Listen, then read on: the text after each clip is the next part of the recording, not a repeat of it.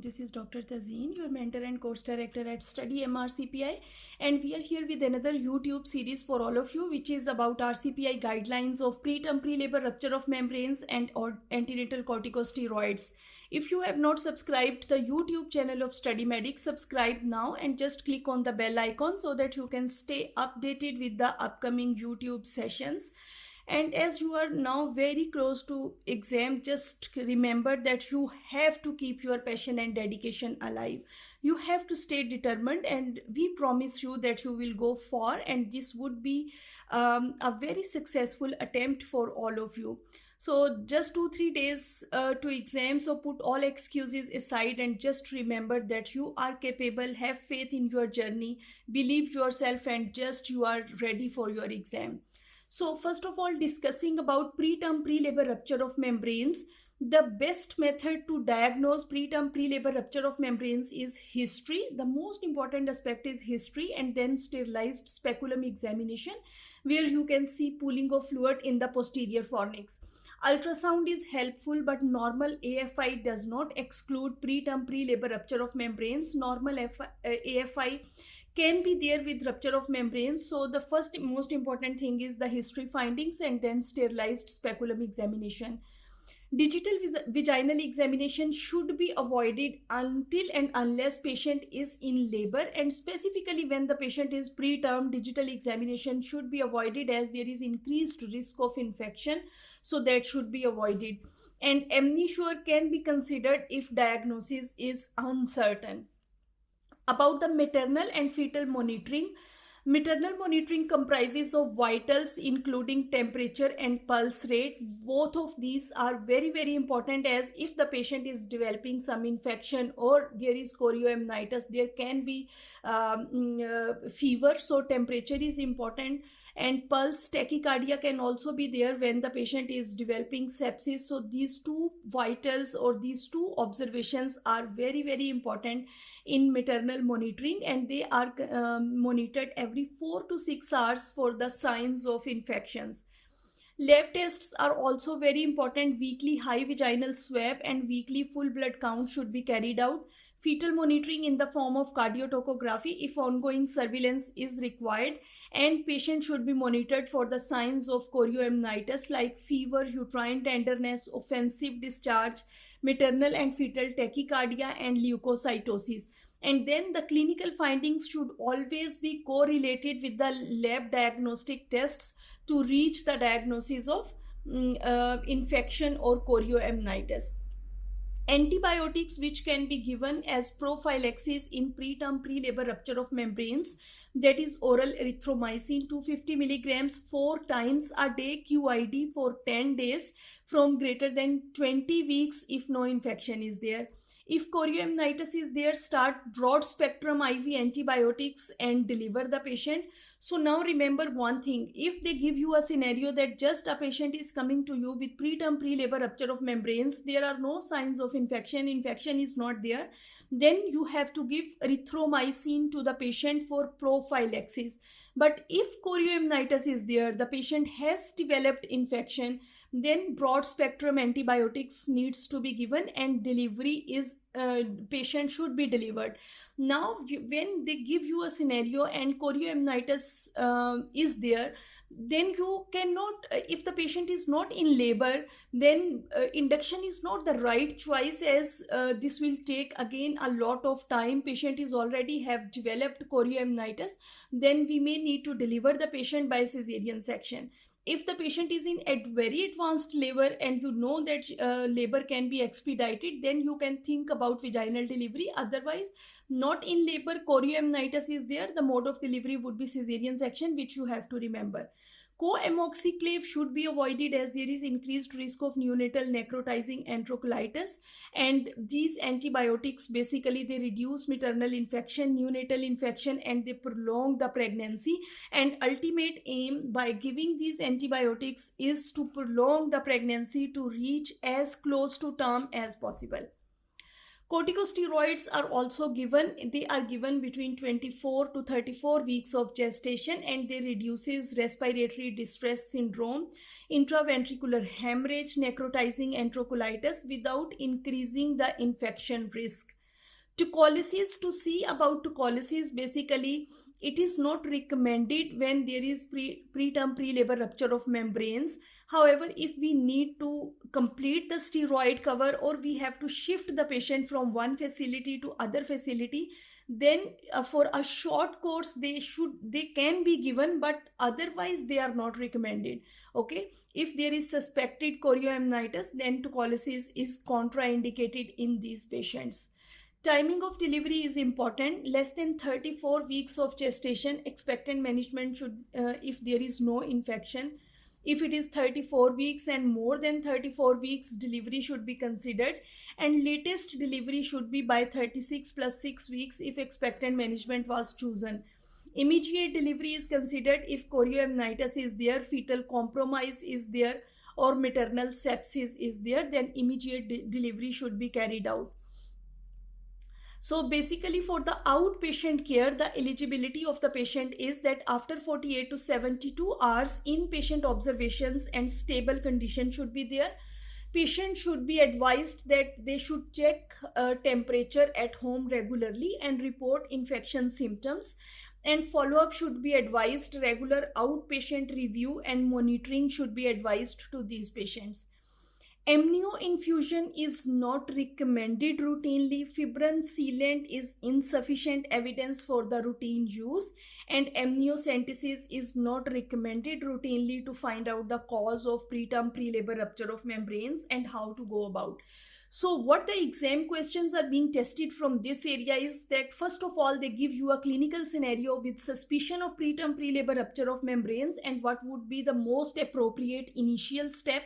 That would be sterilized speculum examination, and we have a question in front of us. A 29-year-old at 30 weeks presents with suspected preterm pre-labor rupture of membranes. What is the most appropriate initial examination?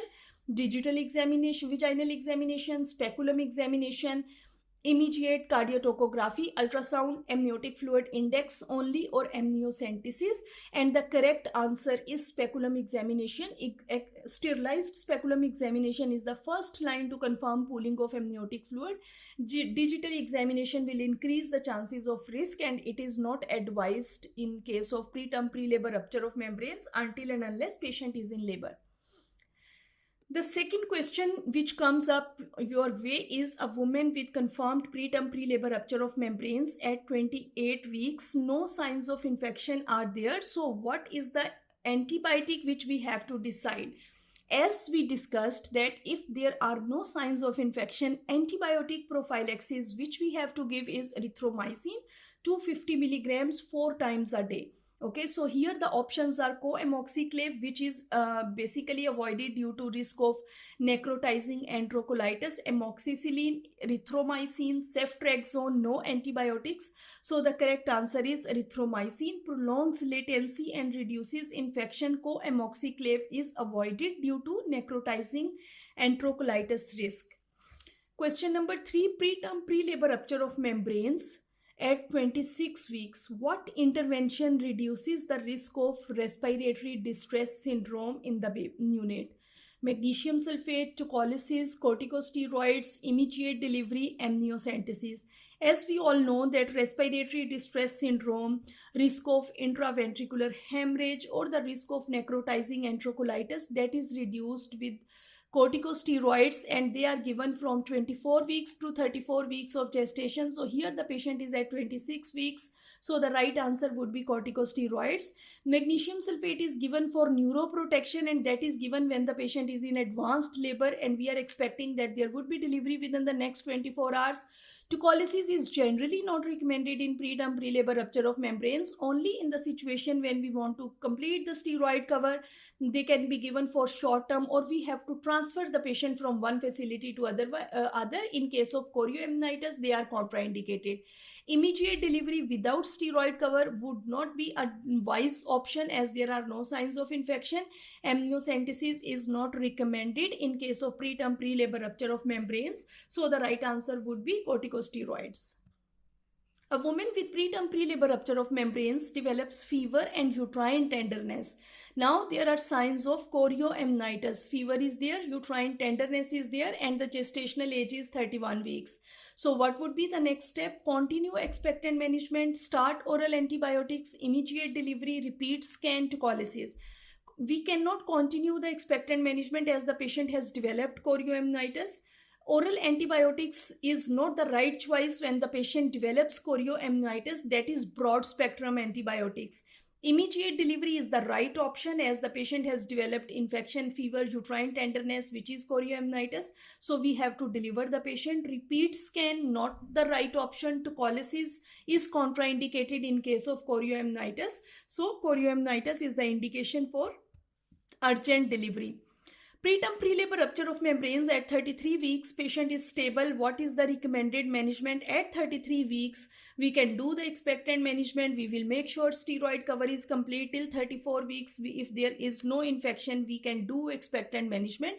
So we can do expectant management in this case. Immediate cesarean section is not an indication as the patient has no signs of infection. Expectant management is the right option as she is 33 weeks. We can do expectant management till 34 weeks. No monitoring, no. In case of preterm pre-labor rupture of membranes, we do have to monitor the patient for temperature, pulse rate, and important investigations and lab tests. Immediate induction always not the right option. There is no indication of immediate delivery, and discharge immediately without observation, without follow-up plan.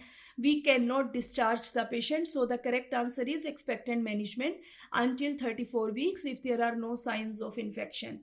So this was about preterm pre-labor rupture of membranes. Now moving forward to the next topic, which is about antenatal corticosteroids. About the antenatal corticosteroids, they are basically given to the woman at the risk of preterm birth to accelerate the fetal lung maturation, and we want to reduce the risk of respiratory distress syndrome, neonatal death, intraventricular hemorrhage, and necrotizing enterocolitis. So this will reduce neonatal mortality and morbidity, and that will basically improve the chances of neonatal survival. The target population is pregnant women at the risk of preterm birth or planned early delivery, and this includes singleton and multiple pregnancies. And obstetrician, neonatologist, midwife, physicians, and allied health staff, they should be involved in the care of these women. So multidisciplinary team involvement is always there. And corticosteroids, basically what is the mechanism of action? These corticosteroids, they increase the surfactant production, lung compliance is increased, and alveolar maturation is achieved. So they improve the neonatal respiratory adaptation in the preterm babies. Mechanism of action and physiological effects of the steroids are basically they stimulate the surfactant production, so they will prevent alveolar collapse. They accelerate the lung maturation, so they will improve the respiratory function. They reduces the vascular permeability, so they will improve oxygen exchange. They enhances enzyme maturation, that improves neonatal adaptation, and they promote organ maturation. So brain, gut, and cardiovascular system maturation is achieved by these. So benefits of antenatal corticosteroids, strong evidence is found that neonatal benefits can be achieved between 24 to 34 plus 6 weeks of gestation. Perinatal death rate is reduced. Neonatal death rate is reduced. There is reduction in respiratory distress syndrome. There is reduction in intraventricular hemorrhage. There is reduction in necrotizing enterocolitis, and also developmental delays are reduced when corticosteroids are administered between 24 to 34 plus 6 weeks of gestation. There is no increase in the risk of maternal death. There is no increase that the mother is more prone to infections, and there is no increased risk that there are chances of, or there is risk of endometriosis after administration of these steroids. So gestational age-based recommendations are basically from 24 weeks to 34 plus 6 weeks. There is strong recommendation that antenatal corticosteroids should be administered. So if the preterm labor is there, or if there are chances that this preterm labor can be expected, then there is strong indication that between 24 to 34 plus 6 weeks of gestation, corticosteroids should be given. The timing is that if delivery is likely within 7 days, we should administer these antenatal corticosteroids, and we can give to spontaneous or iatrogenic preterm birth, to singleton and multiple pregnancy, and this is highest level of evidence strength, and this is strongly recommended that in these situations antenatal corticosteroids should be given. The threshold of viability, which is the gray zone, that from 22 to 22 plus 5 to 23 plus 6 weeks of gestation, how to go about if the gestational age is more than 23 weeks, offer antenatal corticosteroids if birth is likely within 7 days. If it is 22 plus 5 weeks, consider if active neonatal care is planned, and if the gestational age is less than 23 weeks, then that is individualized decision, which is case by case decision. So you should be knowing the threshold of viability, that what to do at these gestational periods when we have to decide about antenatal corticosteroids. The benefits of antenatal corticosteroids is that survival rate is improved, intraventricular hemorrhage is reduced, neurodevelopmental impairment is reduced, there is reduced risk of respiratory distress syndrome, there is reduced risk of necrotizing enterocolitis. So benefits are achieved by correct administration of antenatal corticosteroids. If there is late preterm from 35 to 36 plus 6 weeks, as we say that we have to administer corticosteroids from 24 to 34 plus 6 weeks. Now, what about 35 to 36 plus 6 weeks? They are routinely not recommended. Shared decision making is required on individualized basis. Although slight benefit can be achieved by reducing the respiratory support, increased risk of neonatal hypoglycemia is there, and possible neurodevelopmental risk is the concern. So that should be individualized decision which we should take about late preterm birth when the gestational age is 35 to 36 plus 6 weeks. For the term cesarean section, which is at 37 to 38 plus 6 weeks, basically routinely antenatal corticosteroids are not recommended. There is less chances that there would be respiratory distress, and low respiratory risk is there, so that's why they are not routinely recommended. So the risks associated with antenatal corticosteroids at this gestational age is hypoglycemia and possible neurodevelopmental harm. So the cesarean section should be scheduled at 39 weeks if it is an elective procedure, and corticosteroids are not recommended as per Irish guidelines in these scenarios. The timing of administration, as we discussed earlier, the optimal benefit is achieved within 24 hours to 7 days before birth. After 24 hours to 7 days is the optimal benefit that which we can achieve by administration of these steroids. If it is imminent birth, which is less than 24 hours, still it is beneficial to administer steroids. Too early, if it is more than 7 days, then the benefit starts reducing. So we should think about that. If we are expecting delivery within the next 7 days, then we should administer in that time frame. The more is the time after administration of steroids, the benefits more after 7 days starts decreasing. And repetition of dose is considered only if the high risk still persists, otherwise repetition of dose is not needed. The steroid regimes and dosage is dexamethasone 12 milligram, 2 doses, it is intramuscular and they are given 24 hours apart. Betamethasone is 12 milligram, 2 doses intramuscular, 24 hours apart. If however there is need that we have to plan delivery earlier, then this can be administered 12 hours apart as well, but the recommendation is 24 hours apart and 2 doses 12 milligrams each. Total dose would be 24 milligrams. Repetition course recommendation is basically ongoing risk. After 7 to 14 days, we can consider single repeat dose.